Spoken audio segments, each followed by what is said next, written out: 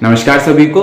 मैं अमन खरे छतरपुर मध्य प्रदेश से स्वागत करता हूं आप सभी का अपने चैनल पर। आशा करता हूं कि आप सभी बहुत अच्छे होंगे और आपकी पढ़ाई भी अच्छी चल रही होगी। पिछले वीडियो में मैंने एसएससी सीजीएल और सीएचएसएल के जो भी एस्पायरेंट्स टीयर 1 के लिए तैयारी कर रहे हैं उनके लिए एक स्ट्रेटेजी शेयर की थी, जिसमें मैंने बताया था कि किस सेक्शन में आप कितना टाइम अलॉट करें जिससे आपका हर एक क्वेश्चन अटेम्प्ट हो जाए। एटलीस्ट ऐसा ना हो कि आपका इजियर क्वेश्चन छूट जाए और टफ क्वेश्चंस में आप टाइम ज़्यादा स्पेंड कर दें। तो ये वीडियो मैंने अपलोड कर दी है। अगर आपने वो वीडियो नहीं देखा है तो आप अभी जाकर वो वीडियो देख सकते हैं। लिंक डिस्क्रिप्शन में भी मिल जाएगी और ऊपर कहीं भी आपको लिंक अभी दिख रही होगी। इसके बाद आज जो इस वीडियो में हम डिस्कस करेंगे, जैसे मॉक टेस्ट दे दिया हमने, तो ऐसा होता है कि जब भी हम टेस्ट देते हैं तो हमारी एक आइडियल प्रैक्टिस ये होनी चाहिए कि आगे आने वाला जो हम टेस्ट दे रहे हैं उसमें हमारे मार्क्स जो पहले हमने टेस्ट दिया है उससे थोड़ा सा ज्यादा है, कम ना हो, बराबर हो या ज्यादा हो, तो हमें एक अलग ही मोटिवेशन मिलता है। इसी चीज को मैं भी मानता हूं और इसके लिए सबसे ज्यादा जो इम्पोर्टेंस है वो है एनालिसिस का।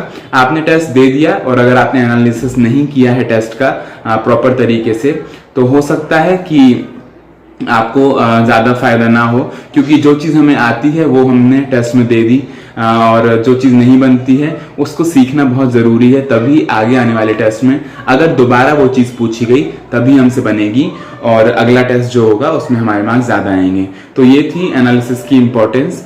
एनालिसिस हम हर सेक्शन का देखेंगे कि मैं कैसे करता था। तो सबसे पहले तो हुआ जीके।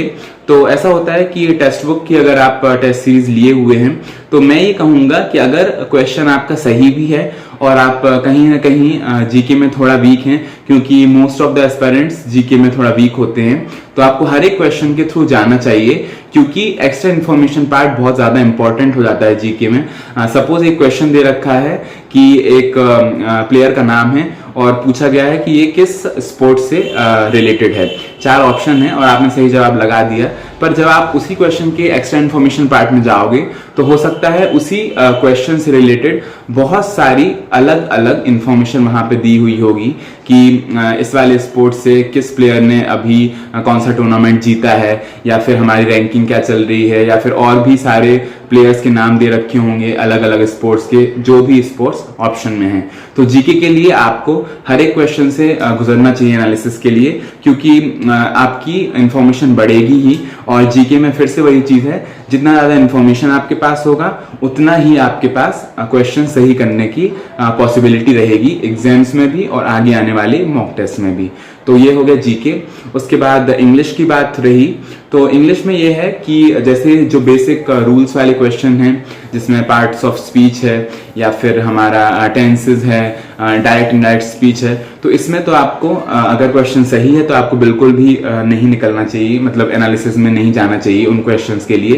पर बाकी जो भी टॉपिक्स हैं जैसे कि एरर करेक्शन है और उसके अलावा हमारा सिनोनिम्स एंटोनिम्स है, वन वर्ड सब्स्टिट्यूशन है, तो इनको आपको एक बार जरूर देखना चाहिए। मैं क्या करता था कि इन क्वेश्चंस को पेपर सॉल्व करते टाइम ही नोट कर लेता था पेपर में कि इन क्वेश्चंस को मुझे एनालिसिस के टाइम पे देखना है, क्योंकि फिर से वही चीज है, जो भी ऑप्शंस दे रखे हैं उनके बारे में अगर आपको नॉलेज नहीं होगी तो वो नॉलेज आपकी बढ़ जाएगी, आपकी नोट्स बढ़ जाएंगे, आपका डेटा बढ़ जाएगा और आपका एक्स्ट्रा इन्फॉर्मेशन पार्ट से बहुत सारी नई चीजें सीखने को मिलेंगी।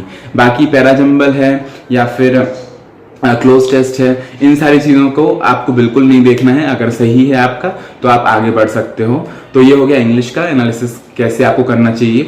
उसके बाद मैथ्स और रीजनिंग के लिए जो ट्रिक मैं यूज करता था कि जैसे कि क्वेश्चन सही है आपका, अगर गलत है क्वेश्चन या आपने अटेम्प्ट नहीं कर पाया है तो डेफिनेटली आपको जाके क्वेश्चन को दोबारा से करना है, और अगर गलत हो गया है तो देखना है कि सही तरीका क्या था। उसके बाद अगर क्वेश्चन सही भी हो गया है तब भी मैं एनालिसिस के टाइम पे उस क्वेश्चन को जरूर देखता था। वो चीज मैं बताऊंगा क्या फायदा होता है उससे। सपोज आपका एक क्वेश्चन है जो सही है, आपने जाना है उस क्वेश्चन पे और आपको देखना है कि आपने कितना टाइम उस क्वेश्चन में दिया है।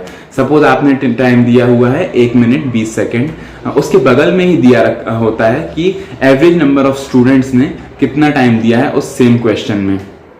अगर उन्होंने जो टाइम लिया है, सपोज उन्होंने टाइम लिया है 1 मिनट 30 सेकेंड और आपने 1 मिनट 20 सेकेंड्स लिए थे सही करने में, तो आपको क्वेश्चन नहीं देखना है, क्योंकि ज़्यादातर बच्चों ने आपसे ज़्यादा टाइम लिया है और आपने सही तरीका यूज़ किया होगा।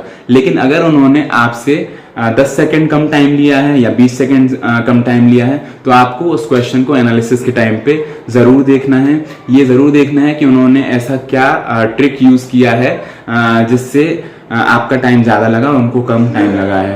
तो इस तरीके से रीजनिंग और मैथ्स में आपको ज़रूर एनालिसिस करना है। इस तरीके से टाइम देखिए, उनका मॉनिटर कीजिए टाइम कि उन्होंने कितना लिया है, आपने कितना लिया है, और अगर वो विंडो वो गैप है 10 सेकेंड्स का 20 सेकेंड्स का, तो आप ज़रूर जाके चेक कीजिए कि क्या मेथड यूज़ किया गया है। इससे ये होगा कि एक तो आपको नया मेथड मिल जाएगा, हो सकता है कोई शॉर्ट ट्रिक होती हो, वो शॉर्ट ट्रिक आपको मिल जाएगी, या फिर आपको एक ऑल्टरनेट तरीका मिल जाएगा कि जो चीज़ आपको कॉन्सेप्ट आपको ना पता हो और वो कॉन्सेप्ट उन्होंने यूज़ किया हो।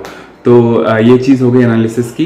एनालिसिस पेपर का ज़रूर कीजिए, क्योंकि जब तक आप एनालिसिस नहीं करेंगे तब तक आपको नहीं पता चलेगा कि आप कहाँ स्टैंड कर रहे हैं, कहाँ पे आपको इम्प्रूव करना है। और केवल टेस्ट देने से काम नहीं बनेगा।